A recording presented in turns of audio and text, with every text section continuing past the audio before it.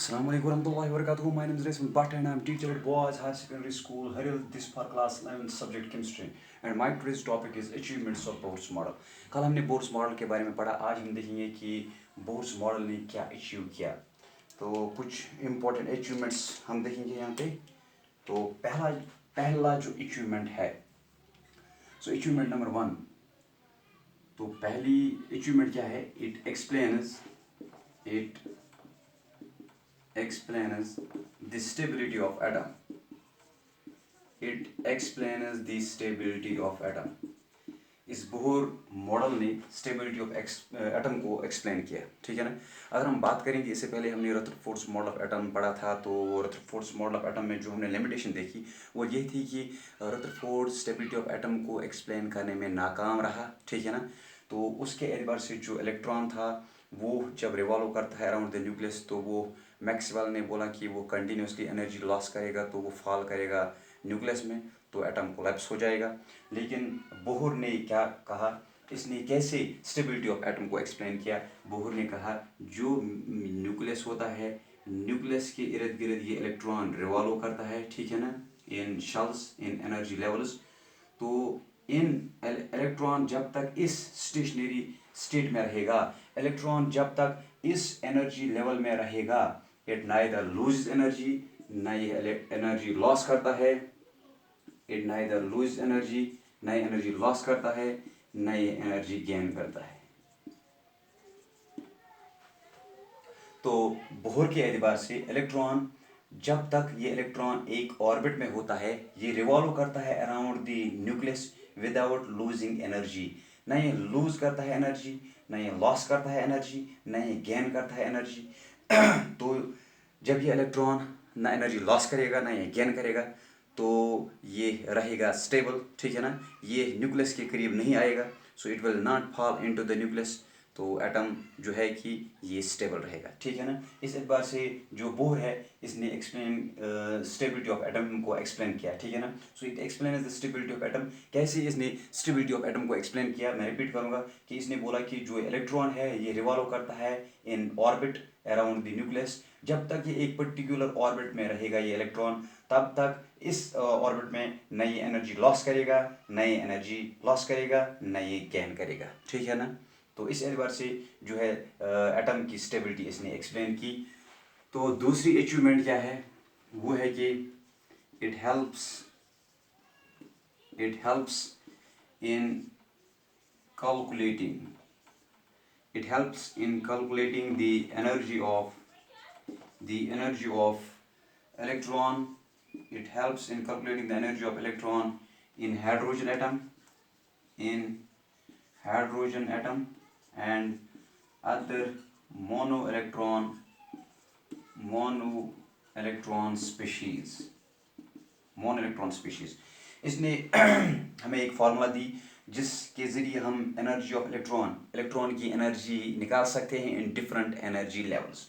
तो हम देखेंगे कि कैसे हम एनर्जी निकाल सकते हैं in different energy levels, how we can determine the energy of electron in different energy levels, ठीक है ना। तो ये जो है सेकंड अचीवमेंट इसकी है कि हम बोर्स मॉडल इस्तेमाल करके इसने एक equation the, and that is for nth orbit it is minus 2 pi square mv4 z square n square h square, where जो m है ये है मास ऑफ इलेक्ट्रॉन, ठीक है ना। e जो है that is charge of electron, e is charge of electron, ठीक है ना। तो z क्या है? z is atomic number, ठीक है ना। तो n क्या है? n है एनर्जी लेवल और शेल नंबर, ठीक है ना। तो h क्या है? h है प्लैंक्स कांस्टेंट। जब हम इस इक्वेशन में जब हम वैल्यू सबस्टिट्यूट करेंगे, substituting the value of m, e and h, तो ये इक्वेशन बनेगी, it is E n is equal to 2.178 into 10 is power minus 18 into z square divided by n square, it is joule per atom। ठीक है ना। अगर हम देखेंगे इस इक्वेशन को, अगर हम इसको कन्वर्ट करेंगे किलो जूल पर मोल में, तो ये बनेगी En equal to -1312 divided by n square into z square, it is kilo joule per mole. तो ये है रोकेट एक्सप्रेशन जिसे हम इलेक्ट्रॉन की एनर्जी निकाल सकते हैं एक पर्टिकुलर एनर्जी लेवल में। So this is the expression by which we can determine the energy of electron in a particular energy level. अगर हमारे पास मान लीजिए if n is equal to 1, अगर इलेक्ट्रॉन पहली शेल में है तो उस टाइम इलेक्ट्रॉन की एनर्जी क्या होगी। So it is E1 is equal -1312, ठीक है ना, into z square. So for hydrogen z is equal z किसके बराबर है, z एटॉमिक नंबर है 1 के बराबर, ठीक है ना। अगर बाकी मोनो इलेक्ट्रॉनिक स्पीशीज़ होंगे तो उस एतबार से जो मोनो इलेक्ट्रॉनिक स्पीशीज़ होगी तो हमें उस टाइम जो उसका z है वो मेंशन करना है। तो यहाँ पे z 1 है क्योंकि हम हाइड्रोजन की बात कर रहे हैं। तो for hydrogen z is 1, so E1 becomes it's -1312, so it's -1312 into z square, तो है 1 स्क्वायर, इट इज़ 1 स्क्वायर, ठीक है ना, divided by n square, it is 1 square kilo joule per mole, kilo joule per mole. तो ये value आएगा E1 के बराबर, E1 किसके बराबर आएगा, it's -1312 into 1 square that's 1 divide by 1 square that's 1, so it's -1312 kilo joule per mole, ठीक है ना। तो अगर हम यहाँ पे दिखाएंगे जो एनर्जी लेवल्स है, डिफरेंट एनर्जी लेवल्स, E1 इसकी एनर्जी ऐसे ही, E2 की एनर्जी, E3 की एनर्जी, ऐसे हम दिखा सकते हैं। तो E1 का वैल्यू जो हमें मिला वो क्या मिला, it is -1312 kilo joule per mole, ठीक है ना। तो ये E1 की एनर्जी है। ऐसे ही अगर हमें निकालनी होगी E2 की एनर्जी, E2 की एनर्जी हम कैसे निकालेंगे। तो सेकंड एनर्जी लेवल, अगर इलेक्ट्रॉन होगा सेकंड एनर्जी लेवल में तो उस टाइम उसकी एनर्जी क्या होगी इलेक्ट्रॉन की। तो E2 किसके बराबर है, E2 किसके बराबर है, E2 is equal to it's -1312 into z square that's 1 square, वो तो आपको मालूम है, डिवाइड बाय, अब मैं लिखूंगा n square, it is 2 square, क्योंकि इस वक्त एनर्जी लेवल जो है it is level shell number 2, ठीक है ना, किलो जूल पर मोल। तो हम लिखेंगे E2 किसके बराबर, it's -1312 divide by 2 square that is 4, ठीक है ना। तो अब मैं लिखूंगा इट इज़ 4 3 ज़ा 12, यहाँ पे 1 बच गया, बन गए 11, 4 2 ज़ा 8, 3 बच गए, बन गए 32, 4 8 ज़ा 32। तो E2 की एनर्जी जो है वो है -328 kilo joule per mole. E2 electron की energy in second energy level, that is equal to किसके बराबर है, दैट इज -328, ये है -328 किलो जूल पर मोल, ठीक है ना। ऐसे ही हम E3 की एनर्जी देखेंगे, इलेक्ट्रॉन की एनर्जी देखेंगे इन एनर्जी लेवल 3, ठीक है ना। एनर्जी लेवल 3 में इलेक्ट्रॉन की एनर्जी देखेंगे।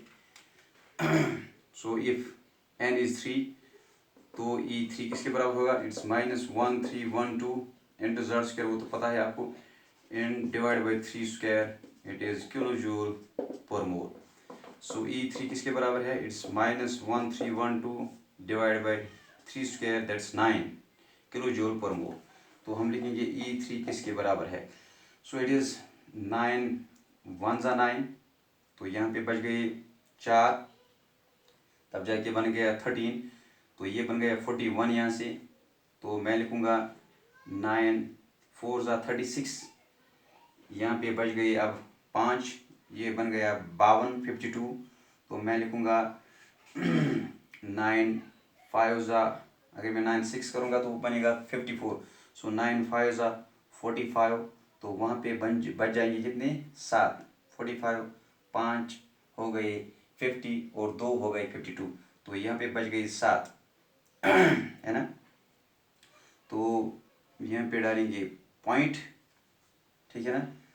रिपीट करूँगा मैं, 9 1 ज़ा 9, ठीक है ना। यहाँ पे 13 है तो बच गई 4, बन गया 41। 9 4 ज़ा 36, तो ये है 9 4 ज़ा 36। अब बच गए कितने, 5, तो ये बन गया 52। तो अब मैंने किया 9 5 ज़ा 45, तो यहाँ पे बच गए 7, ठीक है ना। 9 5 ज़ा 45, 45 प्लस 5 हो गई 50, 50 प्लस 2 हो गई 52। तो अब मैं लिखूँगा 9 7 ज़ा 63, ठीक है ना। 9 7 ज़ा 63, तो यहाँ पे है ये वैल्यू अब -145.7 किलो जूल पर मोल। ये है 145.7 किलो जूल पर मोल। ये है एनर्जी लेवल थर्ड। तो एक बार मैं रिपीट करूँगा इसको। तो 9 1 ज़ा 9, तो यहाँ पे 13 हैं, 4 बच गए तो बन गया ये 41।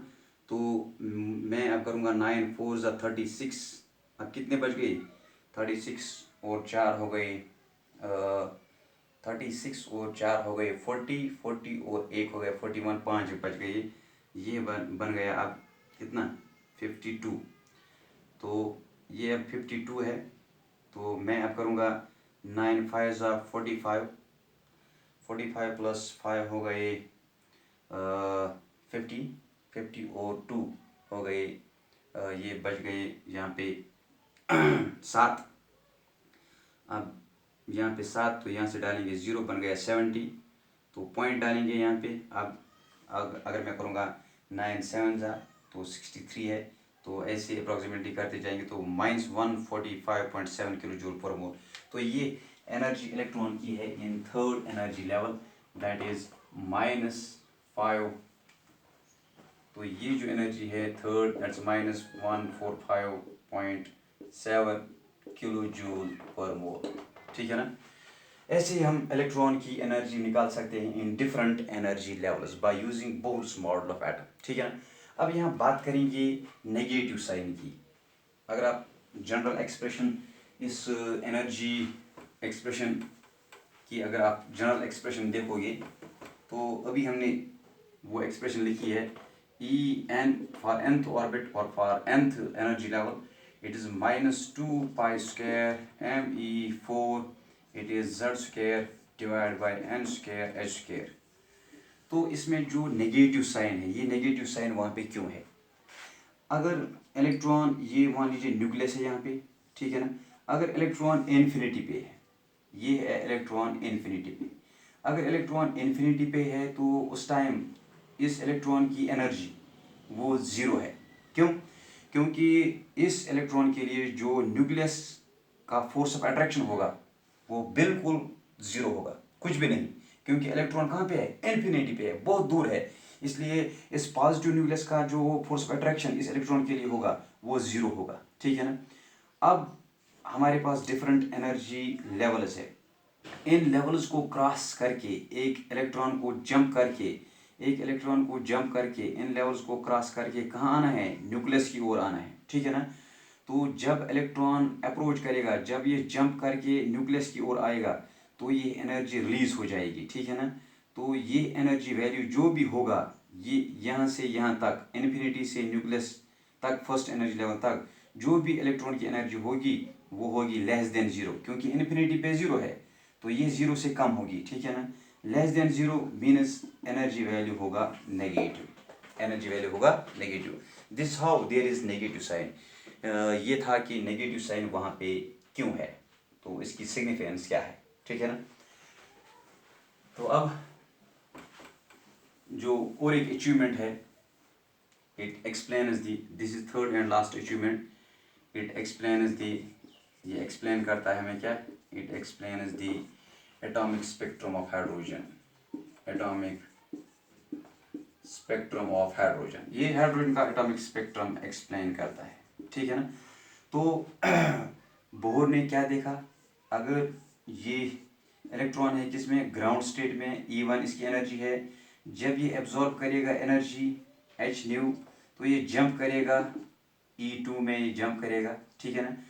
तो तो जब ये वापस जंप करेगा ग्राउंड स्टेट की ओर तो ये इमिट करेगा electromagnetic radiation, it will emit EMR electromagnetic radiation. तो वो इलेक्ट्रोमैग्नेटिक रेडिएशन जो होगी उसके ज़रिए से हमें एक स्पेक्ट्रल लाइन मिलेगी, कहाँ पे, स्पेक्ट्रम में। तो उसकी जो वेवलेंथ और फ्रीक्वेंसी होगी that depends upon the energy difference del E। So we can say del E किसके बराबर है, एच न्यू के बराबर है, एच न्यू के बराबर है, ठीक है ना। तो जो भी हमें स्पेक्ट्रम, एटॉमिक स्पेक्ट्रम में लाइन मिलेगी वो लाइन हमें कैसे मिलेगी, तो यहाँ पे जो डिसकंटिन्यूअस स्पेक्ट्रम है तो वहाँ पे लाइन मिलेगी। वो लाइन इसलिए मिलेगी क्योंकि जब इलेक्ट्रॉन जंप करेगा from excited state to ground state ये इमिट करेगा इलेक्ट्रोमैग्नेटिक रेडिएशन। और उसी एतबार से जो लाइन होगी इसकी फ्रीक्वेंसी और वेवलेंथ उसी एतबार से होगी जिस एतबार से एनर्जी डिफरेंस होगी, दैट इज डेल E। इस एतबार से इसने एक्सप्लेन किया atomic spectrum of hydrogen. So these were the achievements of Bohr's model. तो इंशाल्लाह कल हम पढ़ेंगे limitations of Bohr's model. Thanks for watching.